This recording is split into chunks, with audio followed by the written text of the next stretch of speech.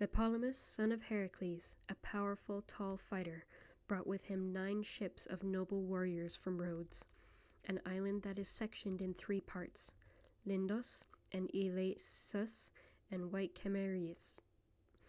Astrokia bore Neoptolemus.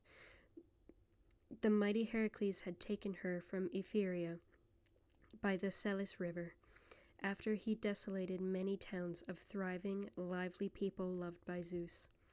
Neoptolemus was raised in her fine mansion, but killed his father's own maternal uncle, Martial Licymnius. The other men, grandsons and son of mighty Heracles, threatened him, so he quickly built a fleet, amassed an army, and escaped by sea. And after many wanderings and troubles, he came at last to Rhodes, and there he settled. He had 3 tribes, all dearly loved by Zeus, the son of Cronus, lord of gods and humans. He poured on them unearthly wealth. From Sem, Nereus led 3 ships. Aglaeus' son Nereus, son of Lord Charopus. Nereus, the most handsome of the Greeks who came to Troy except for great Achilles, but he was weak, and few troops came with him. The son of Nisreus, Crapathus, Cassus, and Cos, the town of Lord Eurypylus, and the Calydni Islands, had as leaders Antiphus and Phidippus, the 2 sons of Thessalus, the son of Heracles. With them came 30 hollow ships. Now from Pelasgian Argos came the men from Alus, from Phthia, Trechis, Alop, and Hellas, where women are most beautiful. These men are called the Myrmidons, Hellenes, Achaeans. Achilles led them there in 50 ships, but they ignored the brutal war. They had no one to lead them to the battle lines.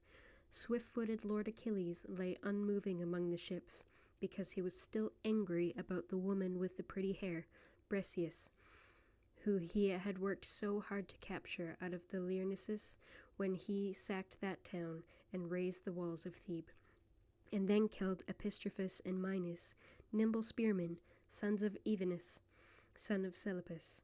He lay there suffering for her, but soon he would rise up again. From Phylus and windy Pyrasus, Demeter's place, Eton, where flocks are fostered, seaside Antron, and Tellus, the bed of grass, came men led by the warrior Protesilaus while he had been alive. By then already the black earth held him. Back in Phylus, his wife was left to rip both cheeks in grief. His house was left half built. A Dardan killed him as he was jumping from his ship to shore, the first of all the Greeks. His troops were sorry to lose him, though they did not lack a leader. Their new commander was a friend of Ares, Podicus, son of Iphiclus, a grandson of Phylacus, who herded many sheep. Podicus was in truth the younger brother of brave Protellus, who had been a stronger warrior, a better fighter. The troops were sorry to have lost their leader, although they had a new one. With Podicus came 40 ships, all black. And those from Pherai had come from Bob, by Lake Bobes, from mighty Ilochus and Glaphyrae. Eumelus led them in 11 ships. He was the dear son of Admetus, born to marvelous Alcestis. Of the daughters of Peleus, she was the loveliest. From Meliboea and Methon, rugged Olyson and Thamacia, came men led by Philoctetes, skillful with his bow in 7 ships. In each were 50 rowers, all talented at archery in combat. But Philoctetes lay in agony on holy Lemnos, where the Greeks had left him. A deadly water snake had wounded him. He lay there suffering, but soon the Greeks beside their ships would once again remember Lord Philoctetes. Now his troops were sorry that he was gone, although they had a leader, Medon. Oileus the city sacker fathered him out of wedlock, and his mother was Hrene.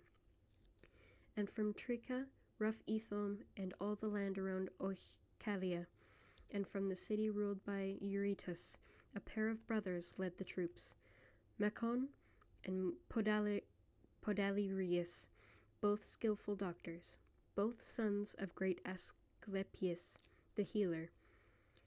With them came 30 hollow ships.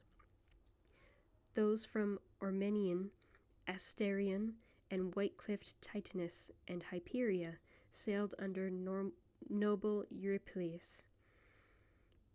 Eumeon's son, 40 black ships came with him. From Argissa, Girton, Orthe, white Aluson, and from the town of Elon, tenacious warrior Polypaetus led the men, son of Pirithous, grandson of Zeus. Hippodamia birthed him on the day Pirithous chastised the hairy centaurs and drove them from Mount Pelion towards Ethicus.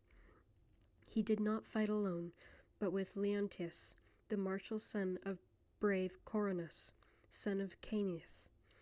These troops arrived at Troy with 40 ships. Gonus brought from Cyphus 22. He was the leader of the Ennians, the staunch Peribae, and the men who live around Dodona, where harsh storms are frequent, and in the fields by lovely Titarisus, which pours its beautiful clean water into the silver eddies of the Penis, yet does not mix with it, but flows on top like oil, because the river Penis flows as a tributary of the Styx, the water by which dreadful oaths are sworn. Vigorous Prothous, Thredon's son, led the Megesians from Penis, and from Mount Pelion, where forests quiver, and 40 ships had sailed to Troy with him. Those were the lords and leaders of the Greeks. Now tell me, Muse, who was the best of all the men and horses who set sail to Troy, and followed the 2 sons of Atreus?